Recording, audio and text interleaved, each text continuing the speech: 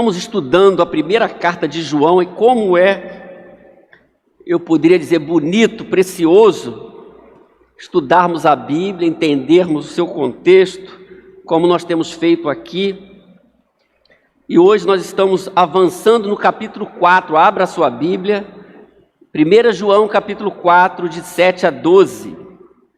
Uma epístola muito profunda, uma epístola que provoca reflexões, sobretudo nesse tempo. Ela é uma epístola muito autêntica e muito oportuna para nós também, porque ela provoca, o texto de João, vários testes, mostrando o que é verdadeiro, o que é falso, o que é de Deus, o que não é de Deus, a fala verdadeira, aquilo que não é de Deus, quem está do lado de Deus, quem está do lado de Satanás. Então, é uma carta que você pode usar muito para testar a sua própria fé e fazer uma análise da realidade que nós estamos vivendo.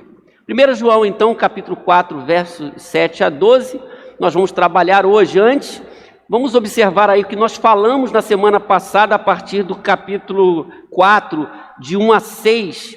Nós vimos que acreditar em tudo é sinal de ingenuidade. O texto já nos ensinou no verso 1 do capítulo 4. Avaliar o ensino, portanto, anunciado é sinal de prudência, então sejamos prudentes. Ouvir a voz de Deus é sinal de pertencimento. Os filhos de Deus querem ouvir a voz de Deus. Você deseja ouvir a voz de Deus? É sinal de pertencimento, que você pertence a Deus. E crer na vitória sobre os poderes do mal, como nós vimos nesse texto, de 4, de 1 a 6, é sinal de confiança. Nós temos um que é maior do que aquele que está no mundo. Temos Deus conosco, o Espírito Santo. Amém? Portanto, o texto de hoje, de 7 a 12, diz assim: Amados, amemos uns aos outros, pois o amor procede de Deus. Aquele que ama é nascido de Deus e conhece a Deus. Quem não ama não conhece a Deus, porque Deus é amor. Foi assim que Deus manifestou o seu amor entre nós, enviou o seu Filho unigênito ao mundo, para que pudéssemos viver por meio dele. Nisto consiste o amor, não em que nós tenhamos amado a Deus, mas em que ele nos amou e enviou o seu Filho como propiciação pelos nossos pecados. Verso 11 diz assim: Amados, visto que Deus assim nos amou, nós também devemos amar uns aos outros. Ninguém jamais viu a Deus. Se amarmos uns aos outros, Deus permanece em nós e o seu amor está aperfeiçoado em nós. Amém? João, nesse texto, vai aprofundar essa questão do amor, que nessa carta aparece de uma forma muito abrangente. Então nós temos visto alguns testes, como eu falei, ligados ao verdadeiro evangelho. João traz esses detalhes que nos ajudam na caminhada da fé. Quando vemos tantas coisas que estão fora daquilo que a gente chama o evangelho, da palavra de Deus, esse texto nos ajuda muito.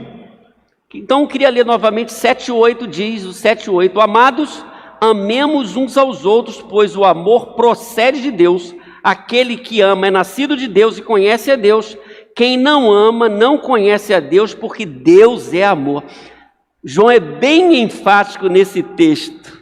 Está retornando esse tema do amor, como eu falei, mas agora colocando algumas coisas interessantes. Primeira coisa que eu queria destacar aí é o que ele diz: pois o amor procede de Deus. O amor procede de Deus. Pode voltar aí. O amor procede de Deus. O que significa isso? Que o amor manifestado tem origem em Deus. Esse amor não pode ser encontrado aqui, mas ele tem origem em Deus. Os falsos mestres, como nós temos trabalhado, os pré-gnósticos, eles tinham um entendimento de como a matéria é má, é fonte do mal. Um ser celestial poderoso não podia interagir com o ser humano. Por isso que eles tinham dificuldade em ver a divindade de Jesus. Então, esse texto deve ter esse entendimento. Deus é a fonte de amor esse amor é manifestado, coisa que eles não compreendiam, porque para eles um Deus criador não podia interagir com a natureza que é má, com a sua criação. Então, para eles, Deus mantinha um certo distanciamento. Mas João está falando outra coisa, que o amor procede de Deus. Isso é interessante. Então, Deus que cria, essa é a visão bíblica, inclusive, no seu todo, né? O Deus que criou, o Deus que interage. É um Deus que interage com o mundo e com o homem que ele criou. O texto diz que aquele que ama é nascido de Deus e conhece a Deus. É interessante isso. Aquele que ama é nascido de Deus, que sofreu uma intervenção divina, teve uma experiência com Deus. Então todos aqueles que têm uma experiência com Deus ama, não pode ser diferente. E aí, sim, nós temos a fala de Paulo, falando que o fruto do Espírito é amor. Gálatas 5:22 e 2 Timóteo 1:7. Quer dizer, o fruto do Espírito é amor, que vai nessa direção. E o próprio Paulo, escrevendo a Timóteo, ele diz: pois Deus não nos deu um espírito de covardia, mas de poder, de amor e de equilíbrio. Então, todo cristão deve manifestar esse fruto, manifestar o amor de Deus, e também como consequência de uma experiência com esse Deus. É possível, no Evangelho, nós termos um relacionamento com Deus, coisa que naquela fala herética não era possível. O texto está dizendo que aquele que ama, então esse termo ama, voltando ao verso 7 e 8, sobretudo o verso 7, está indicando uma ação contínua. Aquele que ama, aquele que está amando, ele está mostrando que tem uma relação com Deus, né? Aquele que ama é nascido de Deus, como fosse uma prova, uma evidência, como as outras evidências que o texto já está nos mostrando. Quer dizer, uma pessoa transformada pode ser identificada na fala de João pelo amor. Ele está amando. Então, o amor caracteriza os filhos de Deus. Por exemplo, quem está cheio de ódio em seu coração, e sempre cheio de ódio, não pode ser conhecido, essa pessoa não pode ser conhecida como uma filha de Deus ou como um filho de Deus. Nosso coração deve estar cheio do amor de Deus. Então, considerando o que nós já ouvimos nessa carta e nesses testes, a gente aprendeu 3 coisas. Que o nascido de Deus pratica a justiça, nós vimos isso no capítulo 2, 28, pode avançar aí. O nascido de Deus pratica a justiça, são os testes. O nascido de Deus não vive na prática do pecado, capítulo 3, 9, coisa que aquele sistema pregnóstico falso deixava acontecer, promovia. Quer dizer, eu posso fazer qualquer coisa com o meu corpo que não afeta o meu espírito, diziam eles, mas João fala outra coisa. E o nascido de Deus ama. Então o nascido de Deus pratica a justiça, essa carta ensina isso. O nascido de Deus não vive na prática do pecado e o nascido de Deus ama. São bons referenciais para aqueles que estão com Jesus, para a gente testar. Nós vimos também, irmãos, algumas questões sobre o ser de Deus na carta. Deus é luz, o texto diz, nele não há treva alguma, né? Deus é justo e aqui Deus é amor. Atributos ligados a Deus, que também nós podemos manifestar. Deus é luz, Deus é justo, Deus é amor. Só para a gente sintetizar aí, dentro do verso 7 e 8, algumas coisas estão ligadas a alguns textos que nós já vimos. Aí o texto prossegue, verso 9, diz assim, note bem: foi assim que Deus se manifestou o seu amor entre nós, enviou o seu Filho unigênito, olha o que o texto está dizendo, seu Filho unigênito ao mundo, para que pudéssemos viver por meio dele. Então é importante essa palavra manifestou o seu amor. Novamente, na compreensão daquela falsa doutrina, Deus não poderia fazer isso, interagir assim como ele interagiu. Mas João diz para corrigir, foi assim que Deus manifestou o seu amor entre nós. Como esse amor chegou entre nós, enviou o seu Filho unigênito. Quer dizer, ele está falando aqui da encarnação. O que nós vemos no Evangelho de João, o Verbo se fez carne e habitou entre nós, tabernaculou entre nós. Novamente, naquela visão herética, isso era inviável. Mas João está toda hora falando sobre isso, para corrigir aquele ensino errado, para rechaçar aquele ensino errado da impossibilidade da encarnação. E ele então vai dizer que ele se manifestou, é dessa forma. O termo que aparece aqui é unigênito, termo unigênito, que significa o único que conhece e revela a essência do Pai, o único filho. A Bíblia fala que nós somos inclusive filhos por adoção. Jesus é o filho único, filho unigênito,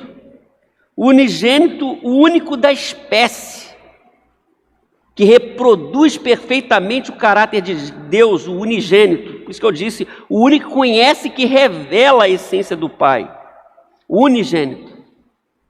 É interessante como João destaca esse ponto. Esse filho, ele vem, ele vive entre nós, o Verbo, que é Deus, estava com Deus, João 1, 1 e 14, né? E vive entre nós. Ele reforça essa ideia, esse filho unigênito, essa manifestação do amor de Deus. Deus, nesse infinito amor, envia o seu filho para resgatar, para nos resgatar. O verso 10 diz assim, então, ele diz, nisso consiste o amor. O amor está aí, considerando o verso 9, não em que tenhamos amado a Deus, mas em que Ele nos amou. Que forma Ele nos amou? Enviou o seu Filho como propiciação pelos nossos pecados. Então a encarnação do Filho, quer dizer, a realidade do Filho entre nós é prova cabal do amor de Deus. Entendimento que não era aceito naquela heresia que estava sendo ventilada lá naquele tempo, que João reforça. O Filho, Deus prova o seu amor enviando o seu Filho. Ele enviou esse Filho para propiciação, que é uma expressão, um conceito que a gente vê no Antigo Testamento, que se refere ao sacrifício de Cristo na cruz, pelos nossos pecados, que permitiu a reconciliação com Deus, quer dizer, somente pelo sacrifício. Por isso que João diz, fala de propiciação, porque essa propiciação envolve cruz, envolve derramamento de sangue. Então, quando a gente entende esse contexto, a gente entende melhor o texto e por que João está falando o que ele está falando. O apóstolo Paulo reforça essa ideia em Romanos, pelo menos 2 textos para a gente lembrar, Romanos capítulo 3 e Romanos capítulo 5, ele diz, Deus ofereceu como sacrifício, e aí aparece a palavra propiciação, né? Para propiciação mediante a fé, pelo seu sangue, demonstrando a sua justiça. E em 5, 8, 9 de Romanos diz, mas Deus demonstra o seu amor por nós, Cristo morreu em nosso favor, quando ainda éramos pecadores. Como agora fomos justificados por meio do seu sangue, muito mais ainda, por meio dele, seremos salvos da ira de Deus. Em todo o Novo Testamento, não há salvação sem esse derramamento do sangue. Então, Jesus, ele morreu e ressuscitou, a cruz é importante. A declaração de fé do Novo Testamento é crer na morte e ressurreição de Cristo. É importante a gente entender isso. Então, quando qualquer grupo de antes ou depois, ou desse tempo, que nega a realidade da cruz, do derramamento do sangue de Cristo, a gente pode dizer, uma heresia que deve ser rechaçada. João já estava fazendo isso naquele tempo. Verso 11, então, diz assim, amados, verso 11, visto que Deus, verso 11, amados, visto que Deus assim nos amou, nós também devemos amar uns aos outros. Então ele vai construindo essa ideia do amor de Deus revelado na cruz, na encarnação e depois no sofrimento, morte de Cristo, né? Ele diz, esse amor, visto que Deus assim nos amou, nós devemos amar uns aos outros. O texto é enfático, mostrando que nós devemos amar, porque naquela doutrina herética havia um certo distanciamento. Então eles trabalhavam o relacionamento de uma forma diferente. No Evangelho não, vamos amar uns aos outros. E aí então nós chegamos no verso 12. Ninguém jamais viu a Deus. Se amarmos uns aos outros, Deus permanece em nós e seu amor está aperfeiçoado em nós. A Nova Versão Transformadora diz assim: ninguém jamais viu a Deus, mas se amamos uns aos outros, Deus permanece em nós e o seu amor chega em nós à expressão plena. Olha só. É interessante essa palavra aqui do verso 12, expressão plena, o aperfeiçoado, que no Novo Testamento tem uma ideia de tornar perfeito, alcançando o objetivo desejado. Essa é a ideia do texto aqui, chega em nós, expressão plena ou aperfeiçoado em nós. Esse amor que está sendo aperfeiçoado ou chega à expressão plena, é essa palavrinha, não é? Que às vezes aparece no Novo Testamento, na tradução em português, como perfeito, mas não com essa ideia de perfeição que a gente encontra em Deus, mas de um amadurecimento, de chegar no ponto que precisa chegar. Essa ideia aqui, uma coisa que chega a uma plenitude, essa ideia aqui do texto. Por isso que no texto nós já estudamos, que não está aí, mas no texto nós já estudamos, no capítulo 2:5, diz: se alguém obedece a sua palavra, nele verdadeiramente o amor de Deus está aperfeiçoado. Desta forma sabemos que estamos nele. Quer dizer, o amor que vai crescendo, chegar no ponto, né? É essa a ideia do texto aqui, que se a gente experimenta de Deus, desse amor de Deus, a gente também vai viver esse amor e vai canalizar esse amor em relação ao outro, ok? Então esse é o texto que nós trabalhamos hoje. Nós podemos então, a partir desse texto, trazer 3 destaques que devem ficar hoje em nossa mente, devem ficar em sua mente. Primeiro, o amor tem sua origem em Deus. Se Deus não revelasse o seu amor, nós não teríamos a experiência de amor. Por isso que a gente está falando que Jesus é a maior expressão da generosidade, porque revela o amor de Deus para conosco. Jesus nasceu e veio cumprir o propósito do Pai. Então o amor tem origem em Deus, o amor procede de Deus, o verso 7 diz. Ele não podia ser encontrado aqui. O amor procede de Deus, por isso que nós amamos, porque Deus nos amou, Ele é amor. Então nós vamos gravar essa primeira verdade. O amor tem sua origem em Deus. Amém, irmãos? Segundo, os verdadeiros filhos de Deus amam. Nós não podemos conceber filhos de Deus cheios de ódio, que não manifestam da graça de Deus, do amor de Deus para com os seus irmãos, para com as outras pessoas, não é? Essa pessoa que diz ser filha de Deus ou filho de Deus, que está cheio de ódio ou cheia de ódio, ela precisa acertar os seus passos. Porque nós já vimos que uma das evidências de que somos filhos de Deus é o amor, porque Deus é amor. Então, nós temos Jesus que é amor. Nós falamos que tivemos uma experiência de amor com esse Deus de amor através de Jesus e nós não amamos. Isso é uma coisa incoerente.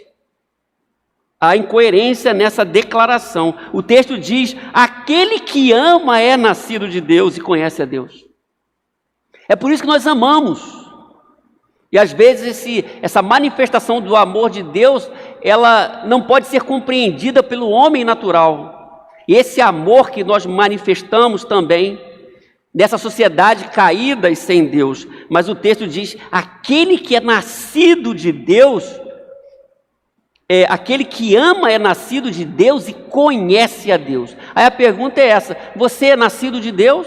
Você sofreu uma regeneração, você foi transformado, nasceu de cima, na linguagem de capítulo 3 de João com Nicodemos, não é?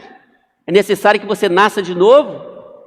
E ele compreendeu erradamente, tem que voltar à barriga da minha mãe? Não. Porque nascido da carne é carne, porque nascido do Espírito é Espírito. Então, a evidência de que eu sou um filho de Deus é o amor que eu manifesto, que eu demonstro, porque eu tive uma experiência com o amor de Deus, na pessoa de Jesus. Então, os verdadeiros filhos de Deus amam. Como tem sido a sua rotina nesse tempo, você tem demonstrado o amor de Deus? Essa é uma marca do que é regenerado, filho de Deus. E 3, Jesus é a maior prova do amor de Deus. Maior prova do amor de Deus. Às vezes as pessoas querem alguma prova de Deus. E elas dizem, por que Deus não faz isso? Por que Deus não faz aquilo? A gente pode dizer, meus irmãos, biblicamente, que Deus já fez tudo o que tinha de fazer. Deus já fez tudo. Quando Jesus vem, morre na cruz e ressuscita, é a prova dessa verdade. Jesus é a maior prova do amor de Deus. Foi assim que Deus manifestou o seu amor entre nós. O amor de Deus pode ser verificado como? Enviou o seu Filho unigênito, único da espécie. Ele enviou o seu Filho único para morrer por nós. É a prova de Deus. Então, o discurso é esse, a mensagem é essa. Essa é a notícia boa, é a boa notícia. Por isso que o Evangelho, meus irmãos, é a boa notícia, a boa nova. Nós temos essa notícia. A notícia é essa. Deus nos amou e enviou o seu Filho único para morrer em nosso lugar. Essa é a notícia que nós temos. Assim, Deus já fez tudo. Nós devemos olhar, e as pessoas devem olhar para esse sacrifício de Cristo na cruz, em seu lugar. Ele morreu, ele pagou o preço. Então Deus interagiu conosco, que João quer falar, de forma amorosa, na pessoa de Jesus, que contrariava aquele discurso dos falsos mestres, que diziam ser isso uma coisa impossível, um Deus que interage com a natureza e com o homem que é mau. Isso estava no cerne da doutrina deles. Então, João está dizendo, não, Deus manifestou o seu amor sim. A sua encarnação, que ele quer dizer aqui, e no desenvolvimento dessa epístola vai mostrar muito mais ainda, e não só na sua encarnação, no seu nascimento, mas na sua morte. Ele mostrou esse amor, pagando esse preço na cruz. Então vamos ficar hoje com essas 3 lições. O amor tem origem em Deus, o amor tem a sua origem em Deus. Segundo, os verdadeiros filhos de Deus amam. Então se você ama, você está mostrando que você é um transformado, um nascido de novo. Se você não ama, seu coração está cheio de ódio, veja que posição que você está. Que é meio estranho esse negócio aí. E 3, Jesus é a maior prova do amor de Deus. Amém, meus irmãos? Que Deus abençoe a nossa vida, que possamos guardar essa palavra em nosso coração. Amém?